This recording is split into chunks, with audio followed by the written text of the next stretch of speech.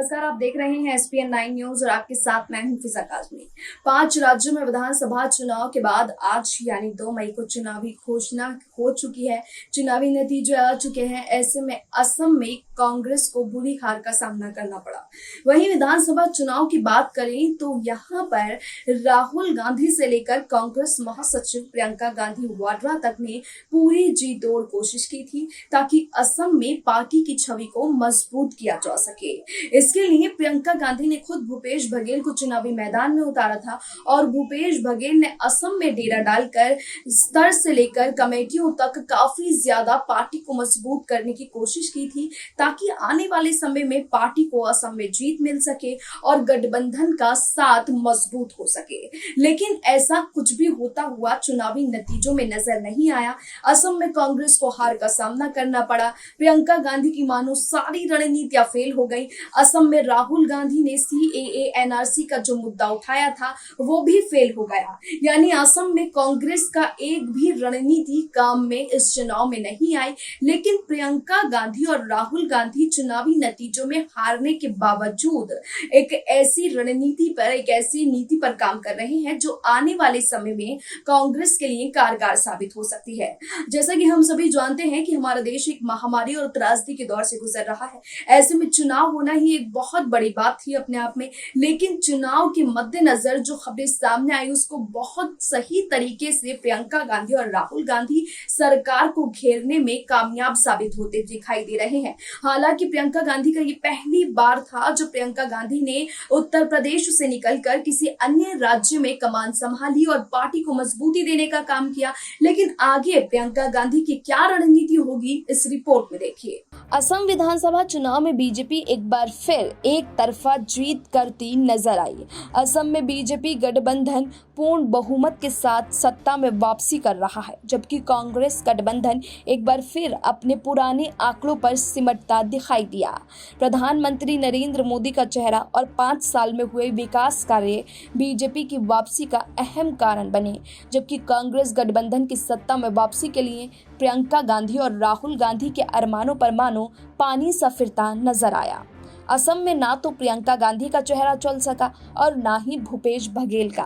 असम विधानसभा चुनाव की कुल 126 सीटों पर हुए चुनाव सुबह 10:30 बजे से 113 सीटों पर आए रुझानों में बीजेपी गठबंधन 76 सीटों पर बढ़त बनाए हुए था, जबकि कांग्रेस गठबंधन को 36 सीटें ही मिलती दिखाई दी। वहीं अन्य के खाते में 2 सीटें मिलती नजर आईं। ऐसे में एक तरफ से बीजेपी पिछले चुनाव की तरह ही नतीजे दोहराती नजर आ रही है, वहीं कांग्रेस का इस बार AIUDF, BPF और लेफ्ट पार्टी के साथ गठबंधन करना काम में नहीं आया।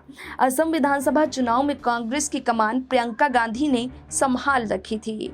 छत्तीसगढ़ के CM भूपेश बघेल को उन्होंने असम चुनाव की जिम्मेदारी दे रखी थी।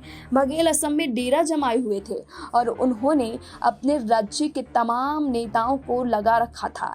इसके बावजूद बघेल की चाल काम नहीं आ सकी थी, जबकि प्रियंका गांधी का चेहरा भी पार्टी के काम नहीं आ पाया। हालांकि प्रियंका गांधी ने ये पूरी ताकत झोंक दी थी और वो फिर भी पार्टी नहीं जीत सकी।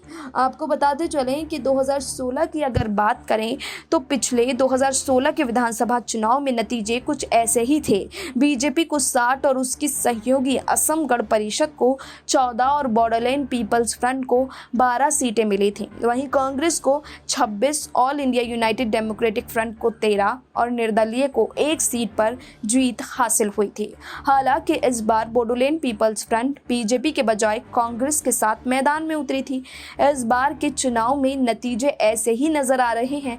ये हाल तब है जब CAA के खिलाफ असम के लोगों का जबरदस्त गुस्सा था।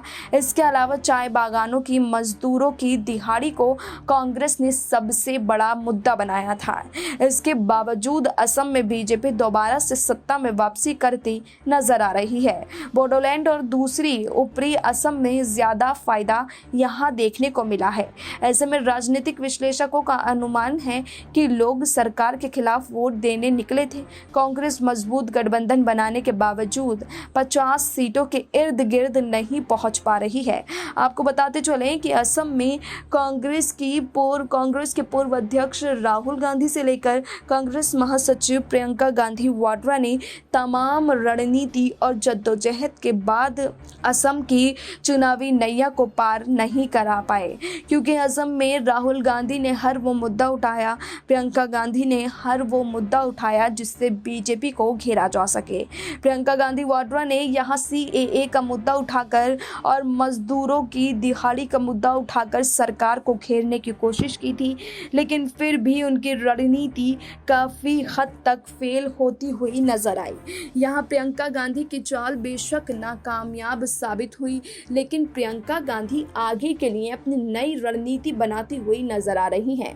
प्रियंका गांधी लगातार उत्तर प्रदेश में तो सक्रिय हैं ही, लेकिन इस बार के चुनाव में उन्होंने बाहरी राज्यों को चुनकर कांग्रेस पार्टी को मजबूती देने का काम किया था। हालांकि प्रियंका को यहाँ सफलता नहीं मिल सकी, लेकिन वो आगे की नई रणनीति अपनी बनाएंगी जिससे कि कांग्रेस को आगे और राज्यों में मजबूती मिल सके।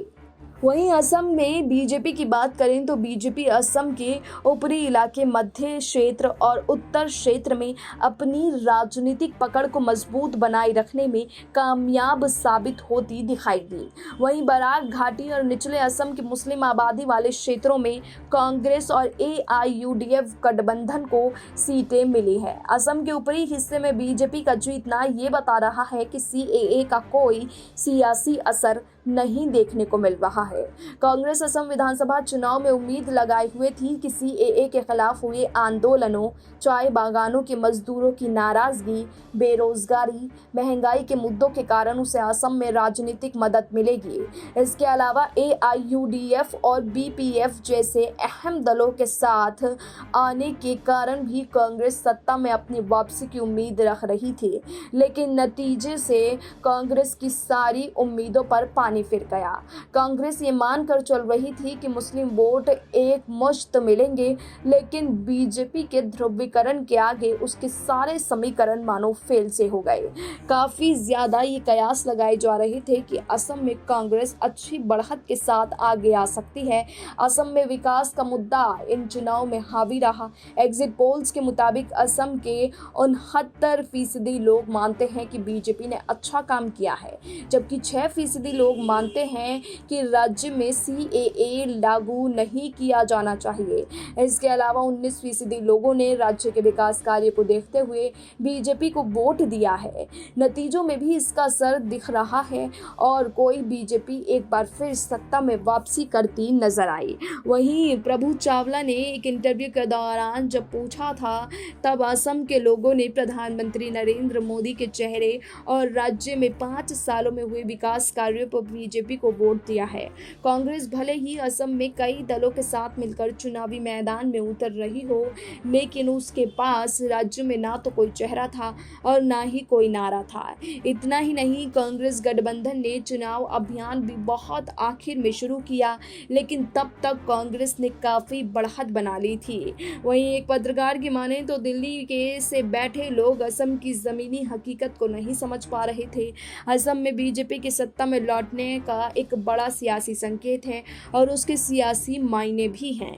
CAA विरोध के बाद भी बीजेपी का जीतना काफी अहम है। वहीं बीजेपी की जीत से कांग्रेस के आंतरिक राजनीति पर भी असर पड़ा, लेकिन जिस तरीके से अब कांग्रेस भी असम में भारी जीत नहीं हासिल कर पाई और बीजेपी को ये जीत हासिल हुई है, लेकिन प्रियंका गांधी अपनी एक नई रणनीति के तहत अब अगले राज्यों में उतरने का कोई फैसला करेंगी, जिससे कि राजनीति भी मजबूत हो और पार्टी की छवि भी।